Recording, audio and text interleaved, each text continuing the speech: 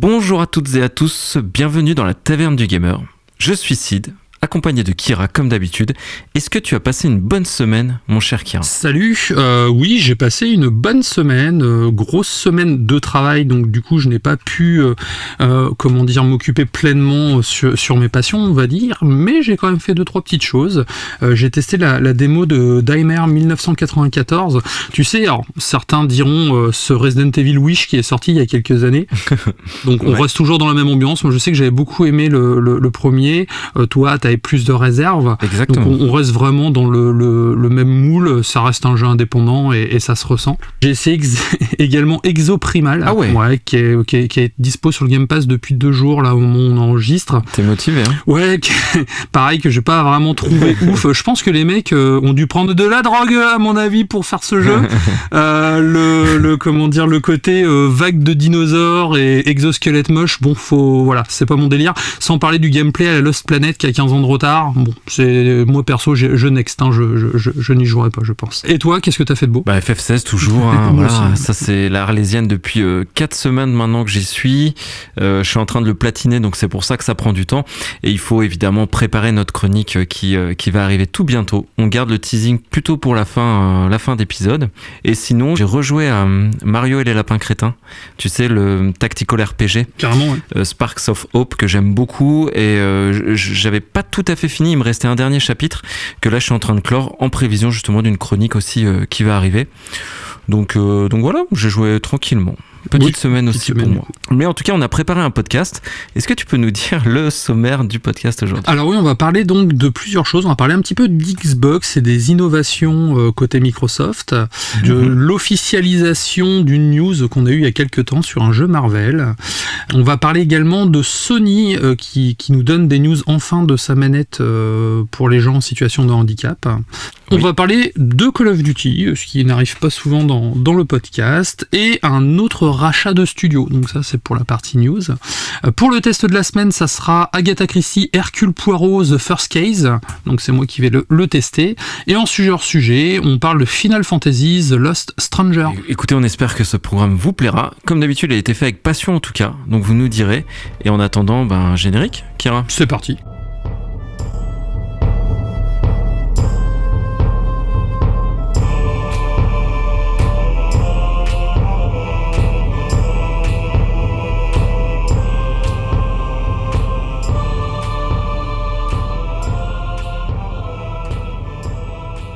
Et donc oui, tu le disais, Kira, en introduction, Xbox innove, et ils innovent du côté plutôt du software, là, des implications, donc en lien avec la toxicité dans le jeu vidéo. Donc c'est quand même un gros sujet, surtout à l'heure des réseaux sociaux où la parole est ultra débridée comme aujourd'hui, et malheureusement, notre média préféré, Kira, celui qui est fantastique, le jeu vidéo, n'est pas épargné par tout ça.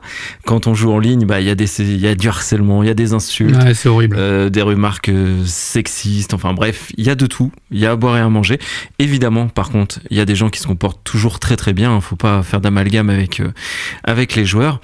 Et donc comme c'est un enjeu qui est capital pour que justement, même les gros constructeurs ont tout intérêt à ce que quand les joueurs sont sur leur plateforme, ça se passe bien, ils aient la meilleure expérience de jeu possible, Xbox va continuer à combattre le harcèlement en ligne.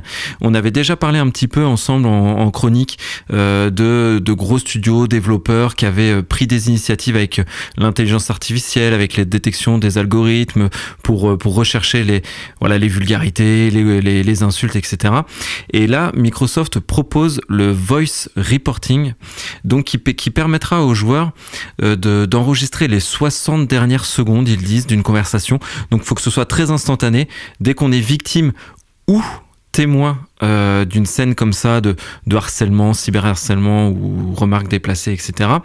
On peut activer cette fonctionnalité qui va récupérer quelques secondes d'enregistrement audio et permettant aux joueurs ainsi de le reporter du coup, de le déclarer comme un incident gênant pour que la plateforme investigue et aussi analyse et fasse des sanctions. En plus, le joueur est averti, comme on le connaît un petit peu sur les réseaux sociaux, via des notifications de ce qui s'est passé, de la sanction qu'a eu la personne qui a commis le méfait entre guillemets et comme ça ils espèrent faire toujours planer un petit peu cette épée de Damoclès au-dessus des personnes qui harcèlent pour épurer les mauvais comportements. C'est une bonne chose. Je me souviens de la bonne époque, on va dire, où je jouais à Gears of War en multi. C'est vrai que c'était très courant pendant les games, en fait, de se faire insulter de tous les noms, dans tous les sens, par des gros rageux ou par des personnes pas des plus sympathiques. Ce qui était, pour le coup, très frustrant, dans le sens où moi, ça m'a tellement dégoûté que maintenant, quand je joue en multi, je me mets dans un groupe privé tout seul, si je suis tout seul. Ou sinon, je joue, comme on fait souvent nous, on joue qu'entre nous, en fait. C'est-à-dire, on exclut totalement la partie communautaire du jeu vidéo, ce qui est dommage en fait, parce qu'au final le jeu multi, l'intérêt c'est que ce soit communautaire, mais certaines personnes sont tellement toxiques que voilà quoi, quand on prend pas des messages en plus écrits derrière avec des insultes dans tous les sens. Donc c'est une bonne chose, ça aurait dû longtemps être fait, si tu veux mon avis. J'espère maintenant qu'ils vont trouver des sanctions adaptées à ces personnes, pourquoi pas les regrouper tous ensemble dans un univers toxique entre eux, tu vois. Mais le coin des parias, tu vois. Ouais, c'est une bonne chose et c'est pas trop tôt. C'est un peu le Death Note du jeu vidéo. Tu marques un nom et la personne est bannie à vie de la plateforme. Et Microsoft, ils disent quelque chose qui est intéressant, plus Kira. Je vais lire rapidement ce qu'ils disaient dans le communiqué. Nous voulons que les joueurs se sentent à l'aise dans n'importe quel chat multijoueur. C'est un peu ce que tu disais, ton expérience avec Gears of War. Qu'ils se sentent soutenus, bienvenus, qu'ils puissent agir s'ils sont témoins d'un comportement inapproprié. Donc ça, c'est très bien.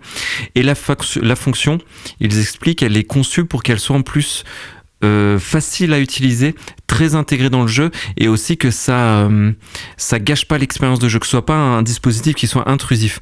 Donc je sais pas encore comment ça va se passer, mais j'imagine qu'en 2 clics, hop, le report est fait et on peut repartir directement dans notre partie, et peut-être que ça va muter automatiquement la personne, que ça va la bannir de notre liste d'amis. Enfin, on peut imaginer plein de choses qui découlent de ça, mais leur philosophie, c'est que ce soit efficace et aussi sans dénaturer l'expérience de jeu qui est en cours. Que ce soit intuitif. Donc tu vois, ils misent vraiment sur la qualité de l'expérience, et comme tu l'as dit, moi je trouve que Xbox fait bien, c'est une très bonne chose, et si les autres n'ont pas prévu ça, je pense qu'il faut s'en inspirer. En tout cas, c'est bien. Je suis d'accord. Petit bémol, Kira, on va le dire quand même, pour l'instant ce sera testé que par des insiders bien identifiés par Xbox, donc pas par le commun des mortels entre guillemets, et plutôt pour les pays anglo-saxons. Donc on sait pas quand ça arrivera chez nous, mais en tout cas on sait que c'est dans les tuyaux et c'est plutôt bien. On va parler de jeux Marvel, ça faisait longtemps.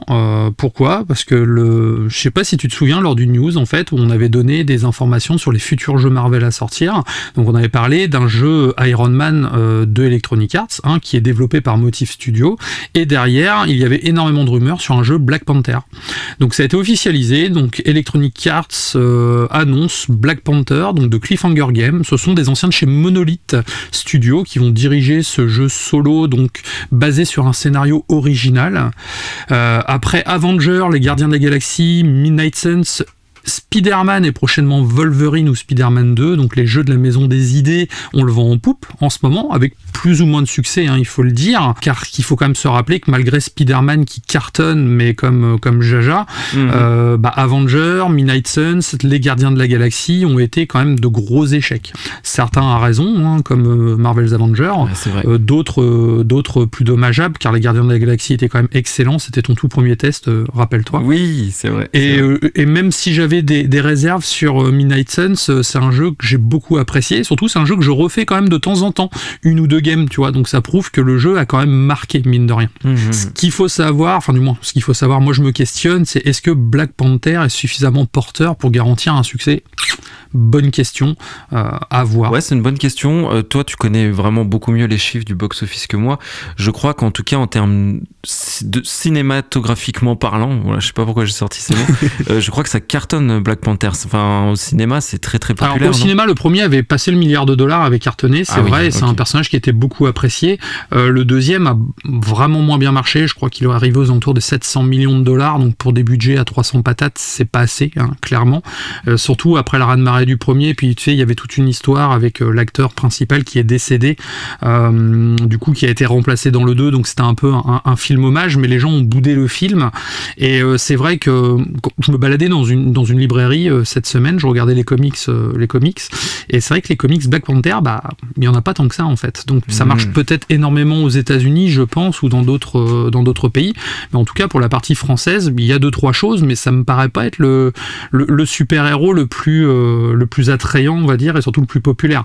Sachant que quand on voit que Avenger a fait un bid, les Gardiens de la Galaxie ont fait un bid, quand on les regarde tous les deux, ça reste quand même des gros mastodontes et surtout qui ont une réputation beaucoup plus populaire que Black Panther. Donc voilà, je me dis bon, pourquoi pas, à voir. Et encore une fois, c'est Electronic Arts, ils sont capables du meilleur comme du pire. S'ils font quelque chose comme les derniers Star Wars Jedi, ça peut être cool. Après, s'ils partent en live avec des lootbox ou des choses comme ça, bon là, ça va être plus relou, quoi. Donc à voir. Je vais le faire, mais je suis sur la réserve. Oui, puis peut-être que le succès du premier film est porté aussi par cet acteur qui était extrêmement bon, qui a vraiment une aura, et j'imagine qu'ils pourront pas malheureusement le réutiliser, utiliser son image pour le jeu. Et je crois que c'est ce qui avait desservi un petit peu les Gardiens de la Galaxie, alors qu'il était franchement excellent, ce jeu. Et je voulais pas le faire, et tu as fait partie des personnes qui m'ont motivé à le faire. Et franchement, il est trop bien. Et vous avez, comme tu l'as dit, Kira, mon test. C'est marrant parce que vous avez mon test du jeu, et tu avais fait Black Panther 2 aussi en sujet hors sujet dans un de nos épisodes. Donc c'est vrai qu'on a bien traité le sujet. Mais ouais, comme il manquera l'acteur principal, très certainement, ouais, il y a des chances que ce soit pas très vendeur et que le jeu se fasse un peu bouder. Donc, surtout que Marvel, en fait, donc ils ont vendu leur licence à plusieurs studios à droite à gauche. Donc on va avoir Sony avec Spider-Man, Wolverine aussi par exemple, c'est Sony. C'était Square Enix qui avait développé le Avenger et les Gardiens de la Galaxie. Et eux, ils se sont émancipés des figures du MCU. Ils ont voulu volontairement utiliser des personnages plus proches des bandes dessinées physiquement, en fait, pour se dire c'est pas le même univers, on fait ce qu'on veut. À côté de ça, il y a Warner, tu sais, qui a rebooté son univers cinématographique, l'univers DC, donc qui devient le DCU maintenant, et ils ont annoncé que Superman, donc qui allait sortir, ça s'appelle Superman Legacy, c'est le nom du prochain Superman. L'acteur principal qui va jouer Superman, en fait, a été ou sera modélisé pour apparaître dans des jeux de l'univers Warner, en fait, qui eux décident de faire un univers étendu. C'est-à-dire leurs films, leurs jeux vidéo seront liés avec les bandes dessinées, des choses comme ça. Ils veulent vraiment faire un truc cross-média, ce qui n'est toujours pas le cas chez Marvel. Donc est-ce que c'est pour ça que les jeux Marvel se vendent moins bien ? Mais c'est une bonne piste en tout cas, ouais, je suis d'accord. Continuons sur un sujet qui nous tient à cœur tous les deux, Kira. Donc c'est l'inclusion des personnes en situation de handicap dans le jeu vidéo. C'est vrai que le jeu vidéo, c'est ça qu'il a de magnifique, c'est qu'il permet une évasion totale, une immersion dans la peau d'un héros, on peut s'extraire de sa condition, de son quotidien, et c'est ça qui est vibrant avec le jeu vidéo. Donc c'est vrai que quand on a des initiatives chez les gros développeurs comme Xbox qui a été précurseur, et encore une fois on leur a dit bravo 1000 fois là-dessus, c'est top, pour justement essayer de donner accès un maximum à ce média aux personnes en situation de handicap, c'est vrai que c'est quelque chose qui compte vraiment dans le jeu vidéo. Et là aujourd'hui, PlayStation, donc c'est vrai que ça fait un petit moment qu'ils nous en parlent. Ils ont annoncé la sortie de leur manette, donc la PlayStation Access.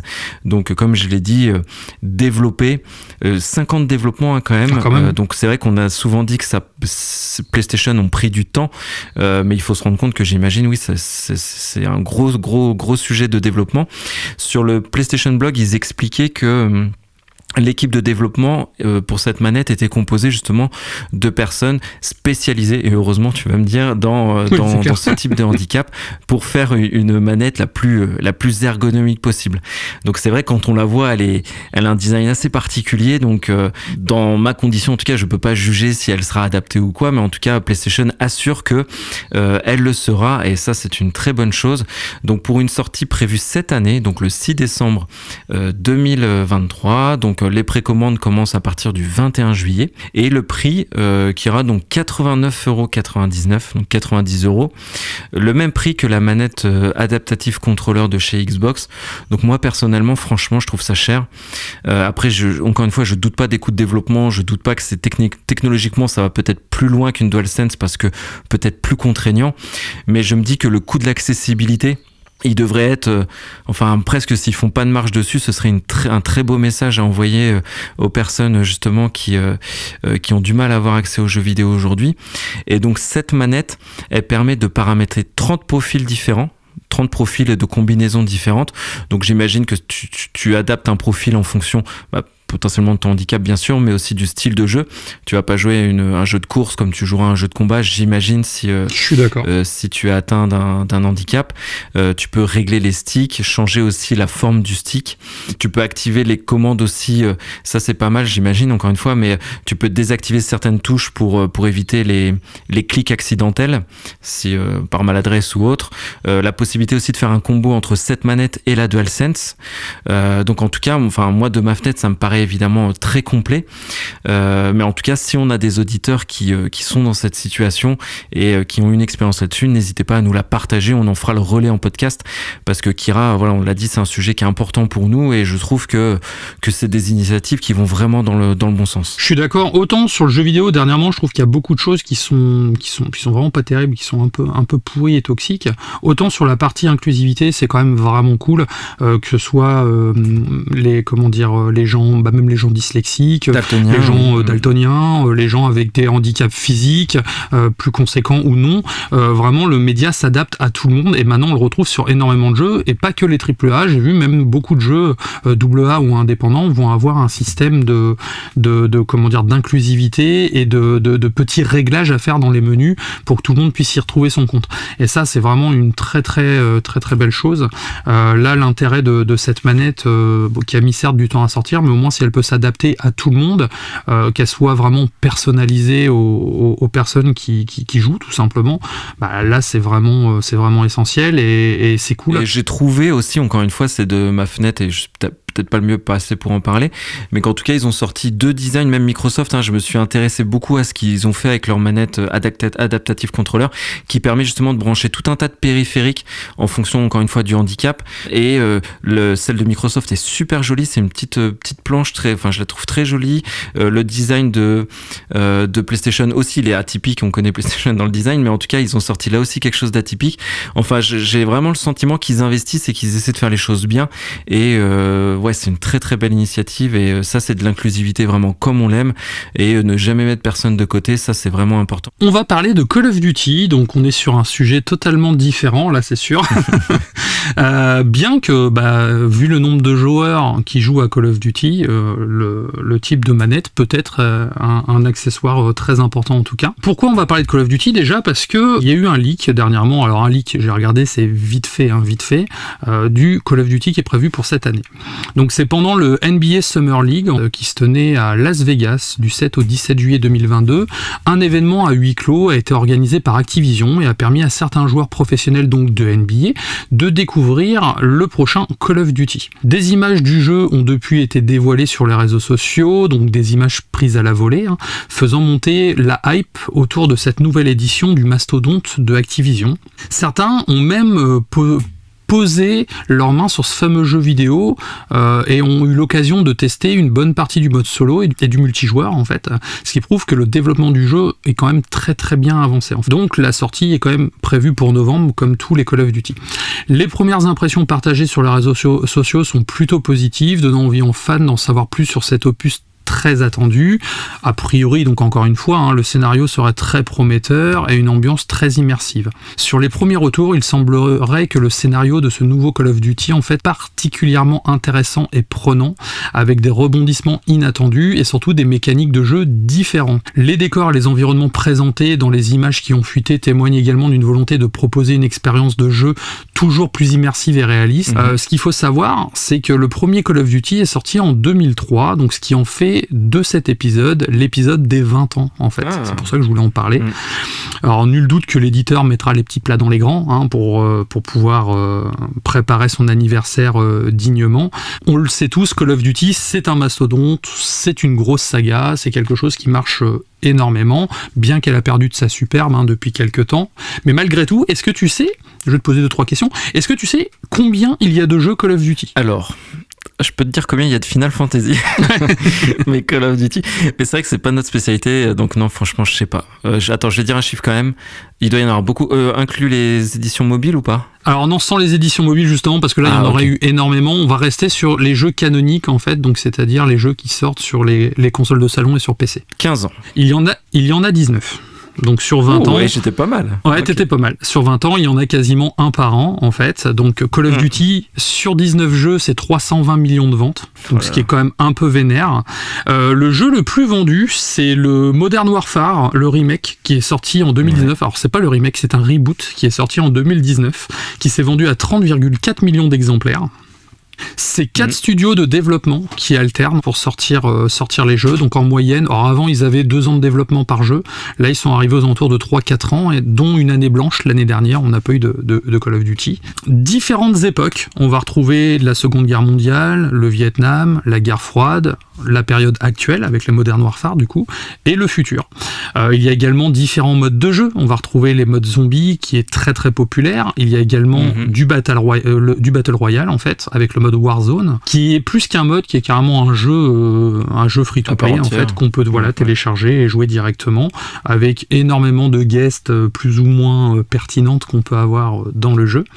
Et surtout la saga Call of Duty est passée par énormément de phases, c'est-à-dire tous les sujets qu'il y a eu au cours de ces 20 ans, elle les a eu. Donc on a eu les lootbox, on a eu les fameuses parties, tu sais, où ils bridaient les connexions internet des joueurs pour que tout le monde puisse avoir la même connexion internet. Du coup on se retrouvait avec des espèces de lag. Il y a eu les fameuses connexions internet obligatoires pour pouvoir y jouer. Il y a eu la période où tout le monde disait que les modes solo ça servait plus à rien. Call of Duty avait sorti un épisode sans mode solo également. Donc vraiment la saga a 20 ans et décidé on va dire c'est embranché en fait dans toutes les nouveautés et les choses de son époque en fait. C'est pour ça que quand on joue à un Call of Duty, on peut vraiment avoir l'impression d'avoir une cartographie de son époque directement. Alors après, c'est vrai que les derniers jeux se sont moins bien vendus, déjà parce que je pense que Warzone, qui est gratuit, doit faire de la concurrence aux jeux Call of Duty qui sortent tous les ans. Doute, oui. Et surtout, il y a eu aussi les derniers sont sortis quand même relativement buggés, ce qui a pas mal déplu à beaucoup de joueurs, des problèmes d'équilibrage, de choses comme ça. Et au final, depuis le Modern Warfare de 2019, les ventes n'ont cessé de chuter. Donc on reste quand même sur le dernier aux alentours de 12 à 13 millions de ventes, ce qui est quand même énorme, mais on est loin des 30,4 millions de ventes du Modern Warfare de 2019.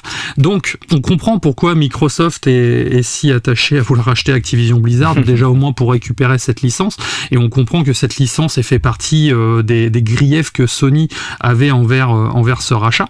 En tout cas, voilà, ça reste une grosse licence, une grande licence qui a énormément de fans, et je m'y suis mis dernièrement, mais pas parce qu'il était gratuit dans le PS Plus, tu sais, ils ont mis le Cold War oui, c'est vrai, ouais. en gratuit dans le PS Plus, et j'ai juste fait le mode solo pour tester, que j'ai trouvé vraiment très cool pour la partie mode solo. Ça reste un FPS bas du front, clairement, faut pas non plus chercher midi à 14h, on tire sur tout ce qui bouge ou quoi, mais niveau histoire, on était vraiment sur quelque chose d'assez réaliste, assez viscéral, le côté vieux film d'espionnage des années 80 et tout, donc j'ai trouvé ça plutôt cool. Pareil, il y avait des mécaniques différentes lors de cette partie solo, ce que je n'avais pas retrouvé dans les anciens jeux en fait. Donc si le nouveau jeu prend cette tendance, on comprend pourquoi les gens ont autant l'hype. En tout cas, voilà. Bon, ça fait pas de moi un joueur de Call of Duty, je pense pas faire les autres, mais en tout cas, voilà, je voulais le dire, j'ai passé un bon moment sur celui que j'ai essayé là, le Cold War. Ouais, c'est bien que tu le dises, parce que c'est vrai qu'on n'est pas nous typé Call of Duty, mais on s'était dit que dans ce podcast, on essaierait quand même de parler à tous les auditeurs, et il y en a certainement parmi vous qui jouent à Call of Duty. Donc, c'est une licence auquel on joue peu, mais qui, voilà, c'est tout à son honneur. C'est une énorme licence, c'est un jeu vidéo ultra populaire, très connu. Donc voilà, c'est bien aussi de lui rendre hommage, même si aujourd'hui on n'est pas des fervents joueurs de Call of. Voilà, j'ai fait aussi un petit peu de mode zombie pour tester. Je l'ai trouvé très cool également. C'est assez addictif, c'est vrai. Quand on joue avec des personnes qui ont du skill, il y a vraiment moyen de faire des trucs sympas. Ça m'a rappelé nos parties sur Left 4 Dead, ou tu vois, sauf qu'avec une ambiance Call of Duty. Mais oui, je comprends que les gens puissent aimer, car au final, il n'y a pas vraiment à se prendre la tête ou quoi que ce soit. Bon, encore une fois, moi, je joue tout seul dans mon lobby parce que je ne partage pas avec la communauté, qui peut être un peu relou par moment. C'est ce qu'on disait tout à l'heure, mais voilà, c'était quand même de bons moments. Pour terminer sur une petite news, on va parler d'un rachat de studio. Donc non, c'est pas Activision, bien qu'ils semblent être en voie de passer et de gagner leur procès contre la FTC qui a fait appel, mais bon, le sujet n'étant pas là, on va parler toujours d'un géant du jeu vidéo d'ailleurs, Tencent. Tencent, on en parle assez régulièrement, même si pour le grand public, il est assez méconnu, mais c'est un géant, le géant du jeu vidéo chinois. En fait, il est même devant PlayStation, il est devant Xbox. En termes de chiffres, en termes de tout, en fait, c'est tentaculaire. Ils ont racheté Riot, par exemple, Riot Games, donc League of Legends. Ils ont plein de parts dans Epic Games. Enfin, c'est vraiment monumental. Premier éditeur de jeux au monde. Ils ont plus de 50 studios. Donc, PlayStation, avec leur vingtaine de studios, et Xbox aussi font pas le figure face à Tencent. Et ils ont un studio qui s'appelle Lightspeed Studio, qui est un studio plutôt compétent, qui fait partie vraiment des studios phares un petit peu de Tencent, qui a produit Undown. Je sais pas si ça te parle, c'est avec Will Smith en guest. Non, ça me parle pas trop. Non, ça te parle pas. Ouais, ça me parle pas. Il y a Will Smith en tout cas en guest dans ce jeu. Ils ont fait aussi Apex Legends Mobile, tu dois connaître, ça, je connais, PUBG Mobile aussi. Et ce studio précisément, lui, ce studio a racheté Lucid Game, qui est un studio anglais, donc du Royaume-Uni, qui est fondé en 2011 à Liverpool, et c'est un studio qui a pas mal travaillé pour Sony d'ailleurs, donc on pensait vraiment, moi le premier, que c'est Sony qui rachèterait ce studio. Ils ont fait des jeux pareils, ça te parlera peut-être pas, mais Destruction All-Star. Ah oui, carrément. Qui a fait partie, je crois, ça te parle du line-up, je pense, de la PS5 de mémoire. Line-up, oui, je pense que oui. Switchblade aussi qu'ils avaient fait. Ils ont aussi, c'est un studio qui vient beaucoup en support de Rare, d'Electronic Arts sur Sea of Thieves, Apex Legends justement, Ubisoft, EA Sports, Star Wars, même Jedi Survivor, où ils ont participé. Donc c'est un studio finalement un peu dans la stratégie de Sony. Donc c'est pour ça qu'on pensait vraiment que ce serait Sony qui rachèterait ce studio. Ils ont misé sur des compétences. C'est un studio qui fait peut-être pas briller ou qui a pas des licences de ouf, qui a pas une aura incroyable, mais c'est un studio de développeurs compétents. Donc Tencent, en investissant dans ce studio, tu vois, ils s'achètent encore une fois du savoir-faire et de la notoriété technique, plus que des licences fortes. Donc c'est une petite news comme ça, mais je l'ai trouvée intéressante pour montrer encore une fois les choix stratégiques qui peuvent exister dans les différents rachats. Activision qui mise sur de la licence, sur du gros portefeuille, sur vraiment quelque chose d'énorme, quand certains autres parfois font le choix, eux, de la compétence, tu vois, un choix un peu plus stratégique, enfin c'est une stratégie différente. Les deux stratégies se valent, attention, c'était pas le propos. Oui, puis ça permettra à Tencent aussi d'avoir, mine de rien, un œil sur beaucoup de choses, vu que c'est un studio essentiellement de backup, en fait. Ils travaillent à la fois pour Microsoft, Sony, Electronic Arts, ça leur permet d'avoir un petit visuel sur les jeux, les tendances, et ce qui se prépare un petit peu partout. Donc encore une fois, un studio européen. Voilà, encore une fois, c'est l'hydra du jeu vidéo, quoi. Il s'infiltre partout, c'est le spectre, donc ça se ressent bien en tout cas. Et bah, ceci termine notre session news. Donc malgré que ce soit les vacances, on a trouvé de quoi papoter, mon cher Kira. Hein. Là où on avait peur de pas avoir trop d'actualité, on en trouve. C'est clair. On pensait manquer de matière, mais en fait non. Et on va enchaîner sur un de tes développeurs coup de cœur français, donc le studio Microïd, et en plus une licence qu'on aime tous les deux, donc Hercule Poirot, moi pour les romans et la série, et toi aussi d'ailleurs, que on partage tous les deux cet attrait pour Hercule Poirot. Donc vas-y, dis-nous tout, parle-nous un petit peu de ce jeu en surfant un petit peu sur l'actualité, parce que je crois que le 2 va bientôt sortir. Oui, c'est ça, en fait, le deuxième jeu Hercule Poirot, The London Case, arrive fin août.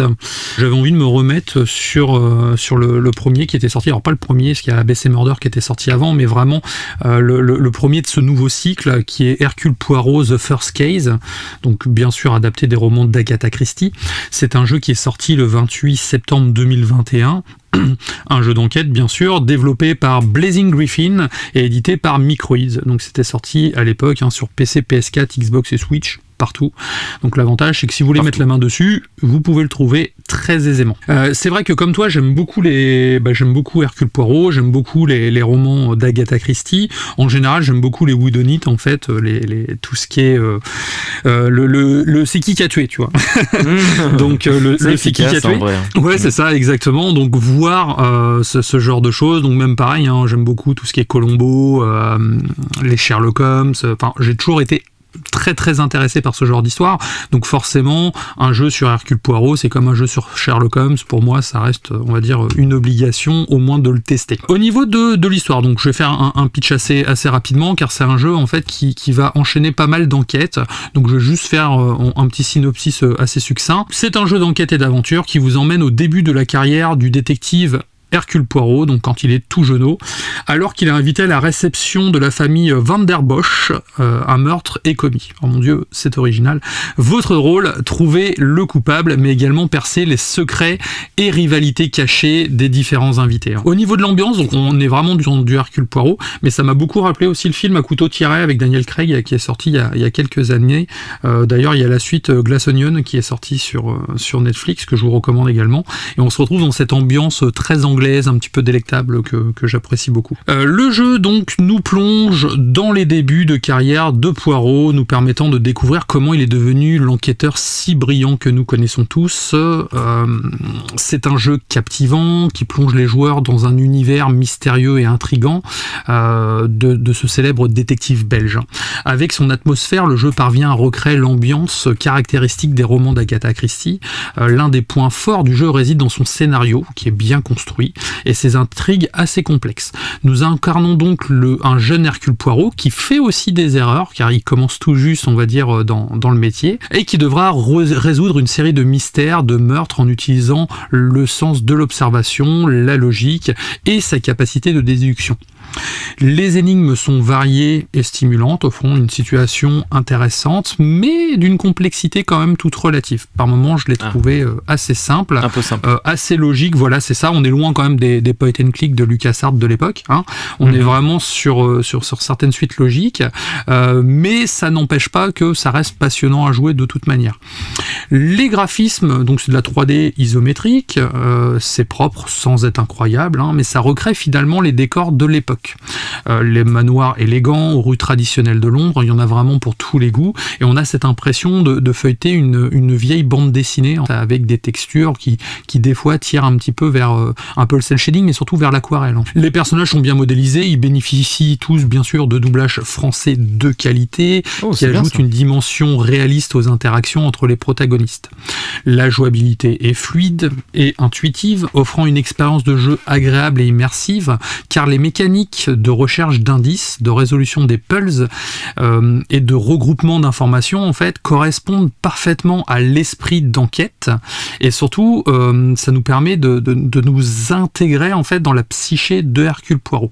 On se rapproche quand même grandement de son confrère anglais, hein, le fameux résidence du 221B Baker Street. On retrouve beaucoup de mimiques et de gimmicks de ce type de jeu, hein, tous les jeux Frogware par exemple, avec le palais mental, avec des petites cartes alliées entre elles qui permettent de débloquer des nouvelles interactions avec les personnes, ou tout simplement des nouvelles logiques en fait avec des items en surbrillance sur la carte.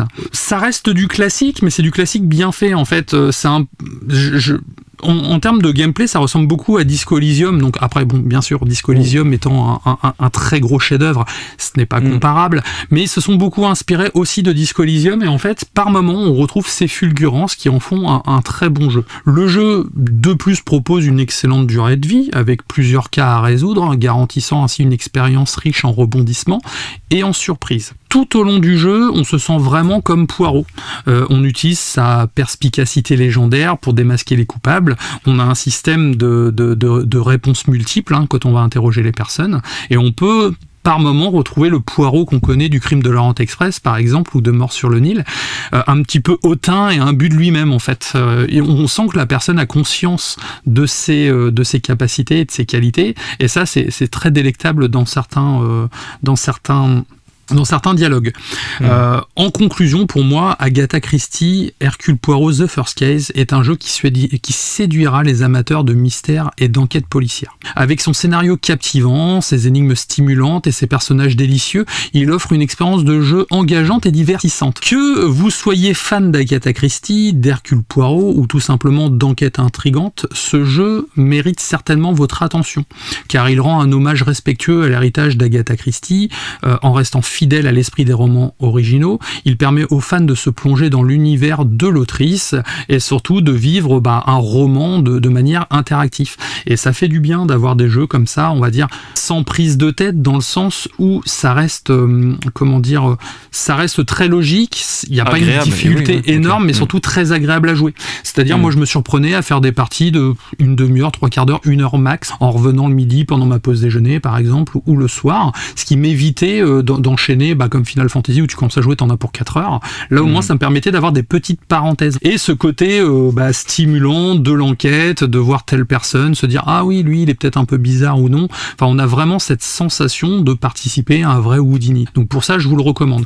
Au niveau des plus, donc j'ai écrit la fidélité à l'univers d'Agatha Christie, le jeu parvient à capturer l'essence des romans et à recréer l'atmosphère caractéristique de l'époque. J'ai noté également l'expérience de jeu en tant que Poirot, donc incarner le célèbre détective belge, est un véritable point fort du jeu, et ça c'est quand même très cool.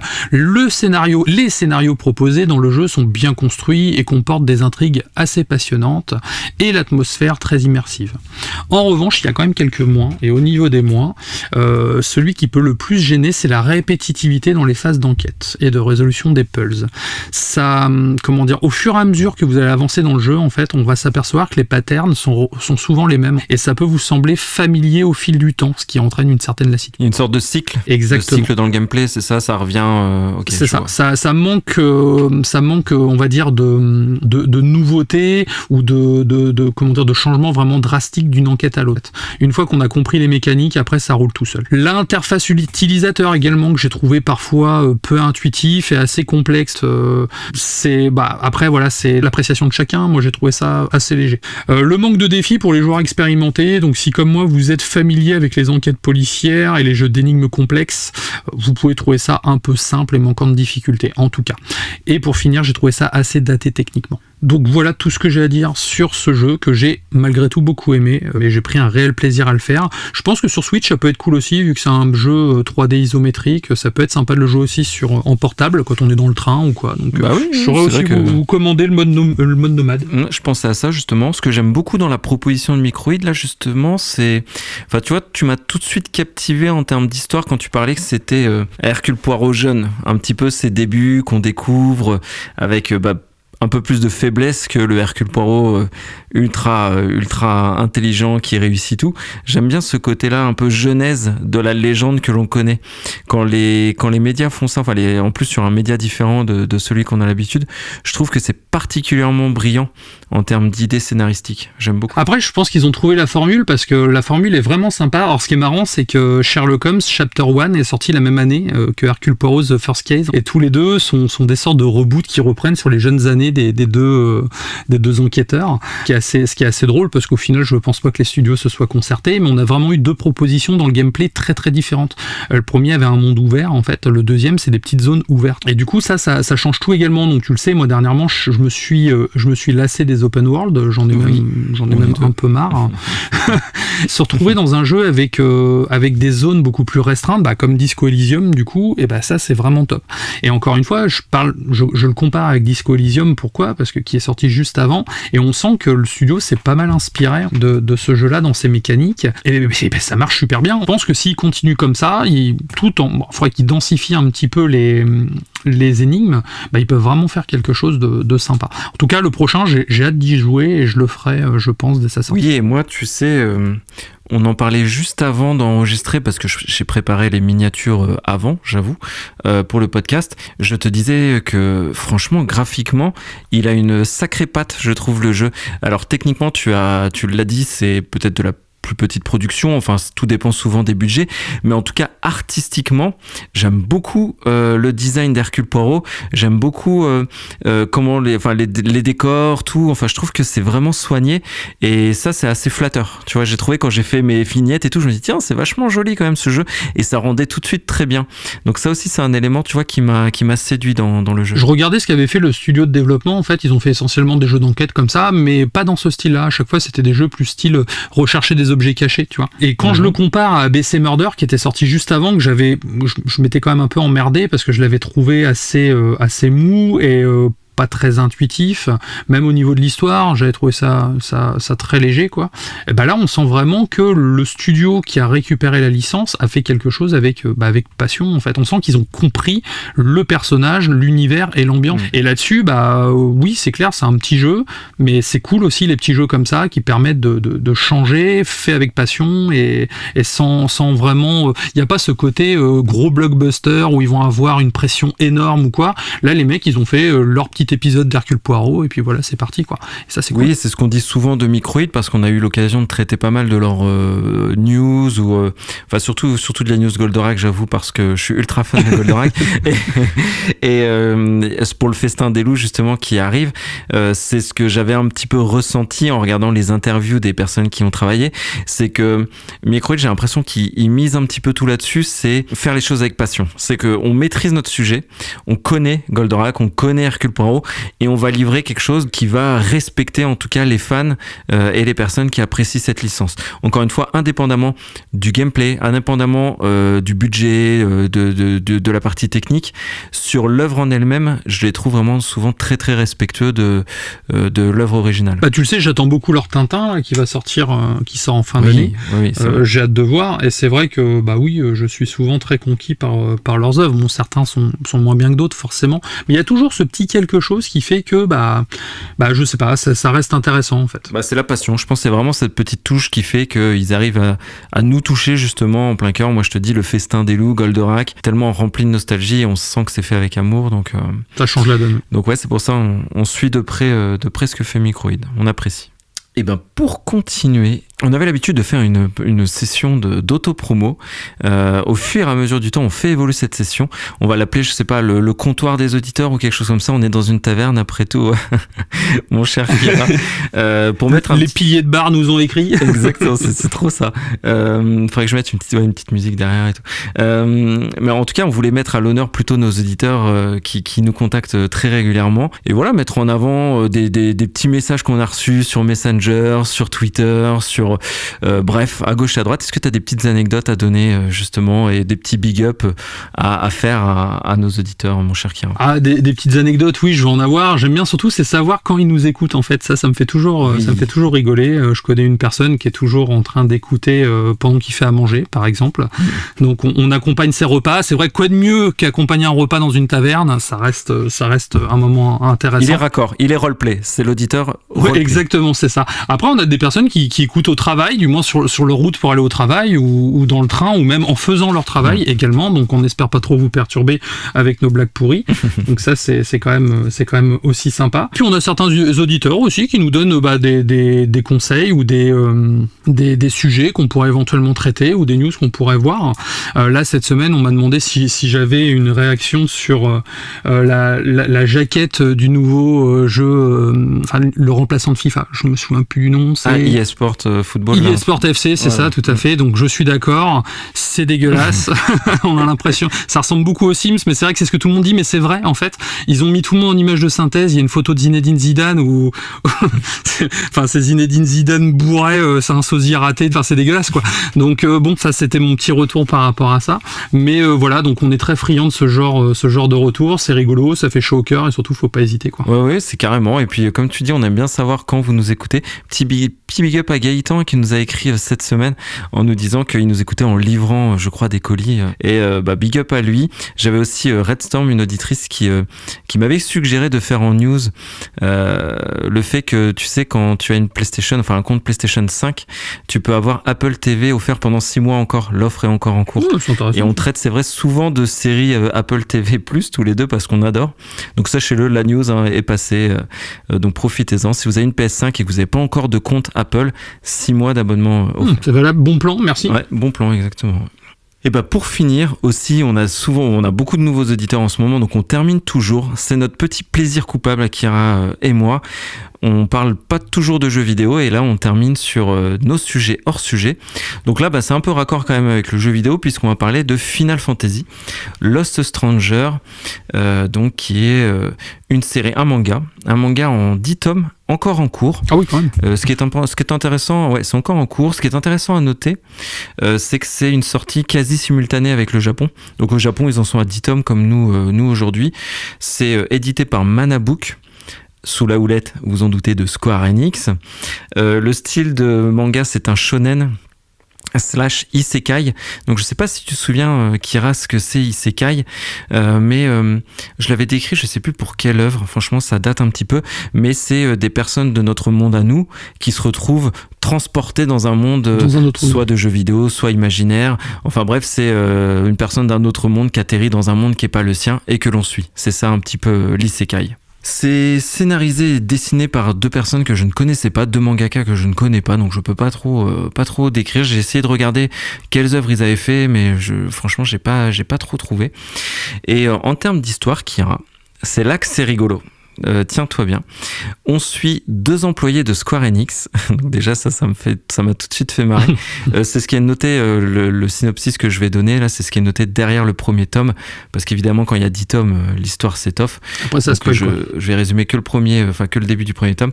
Donc 2 employés de Square Enix, Shogo et sa sœur Yuko, qui n'ont qu'un rêve, c'est vraiment leur rêve ultime, c'est de travailler justement sur la série Final Fantasy. Rêve au début sur lequel ils n'accèdent pas, ils ont 2 tafs qui vont rien avoir, un peu plus administratif que développement de jeux vidéo vraiment à proprement parler. Sauf qu'un jour, malheureusement, nos 2 héros se font faucher par un camion et ils se réveillent projetés justement dans un monde de Final Fantasy. Ils arrivent dans un village où il y a des mogs, des chocobos, et ils comprennent tout de suite qu'ils sont dans l'univers qu'ils adorent. Donc nos 2 étrangers perdus dans une contrée familière, comme ils disent au dos du bouquin, vont devoir apprendre tout ce qu'ils pensaient connaître, et ça c'est important de le dire, tout ce qu'ils pensaient connaître de l'univers Final Fantasy, et forger de nouvelles alliances afin de survivre dans ce monde dangereux. Leur rêve va bientôt tourner au cauchemar. Fin des guillemets. Qu'est-ce que t'en penses de ce pitch, tu vois, qui est vraiment tout de suite très original, j'ai trouvé. Ouais, c'est un peu méta, c'est sympa, ça change ça me rappelle un peu quand même t'avais fait en sujet, c'était un film Dragon Quest. Your Story, je crois, de mémoire. Et ça me rappelle un peu ça. C'est peut-être là que j'avais décrit les isekai, d'ailleurs, peut-être le style. Oui, je pense que c'est peut-être là, en fait. Avec le recul, c'est peut-être là. Ouais. Tu vois, je suis un peu. Hein. Ouais, c'est bien, tu m'écoutes. Je te ferai des interros surprises la prochaine fois. Mon avis sur l'histoire, c'est un peu ce que tu viens de dire. Faire le choix, en plus, je l'ai noté comme ça, un peu méta. Exactement ce que tu as dit mot pour mot de l'isekai, j'ai trouvé assez cool. Parce que en fait, ils nous mettent dans la peau de personnages qui ont des backgrounds, puisque ce sont des employés de Square Enix, donc ils connaissent très bien l'univers de Final Fantasy. Mais pour le coup, nous aussi. Donc, en tant que lecteur, si on a en tout cas un lecteur qui apprécie Final Fantasy, tout de suite, c'est très facile de s'identifier à ces personnages parce qu'on a un background qui est commun. Donc tu vois, ça c'est plutôt malin, je trouve. Oui, du coup. L'histoire est vraiment efficace, en plus accrocheuse dès le début parce que t'as ce côté un petit peu sympa des employés de Square Enix qui se retrouvent dans un monde de Final Fantasy. Les personnages, je les ai trouvés au début un tout petit peu lisses, je l'avoue, mais ils gagnent en profondeur avec le temps. Donc si vous trouvez des personnages comme je dis un petit peu lisses, faut persévérer parce que ils gagnent en consistance sans vraiment révolutionner le genre, mais il y a quelque chose quand même sur ces personnages, donc c'est plutôt cool. Et aussi ce que j'ai aimé sur l'histoire, c'est que il y a des choix scénaristiques très tôt dans le manga qui sont assez forts et assez dramatiques. J'ai été assez surpris de ça. Le manga prend très vite un ton parce que Final Fantasy c'est partir à l'aventure. Il y a souvent des thèmes un peu lourds dans les Final Fantasy, mais là très tôt le manga, tu vois, il te dit bon, il va se passer des choses et ça j'ai vraiment apprécié, avec un gros enjeu qui est posé dès le début du manga, qui est accrocheur, qui se délite un petit peu encore une fois au fur et à mesure du temps, mais qui est bien là. Donc en tout cas pour l'histoire, c'est bien fait. C'est un bon point fort. Et en plus, petite chose intéressante, Kira, donc je fais gaffe pour pas spoiler dans ce que je dis, mais les héros vont développer une capacité d'analyse de ce qui les entoure. Donc je vais pas dire comment justement pour pas spoiler, mais ça crée ces personnages, c'est un peu leur super pouvoir, c'est d'analyser, et ça crée, si tu veux, un peu une version méta ou une mise en abîme assez subtile des connaissances qu'ont les personnages, nos connaissances à nous. D'accord. Et franchement, c'est plutôt subtil et rigolo. Donc scénario, c'est un grand oui. Ensuite, le dessin. Je connaissais pas encore, je l'ai dit une fois, le dessinateur. J'ai cherché ses autres œuvres, j'en ai pas trouvé, Kira, donc j'ai l'impression que c'est son premier manga.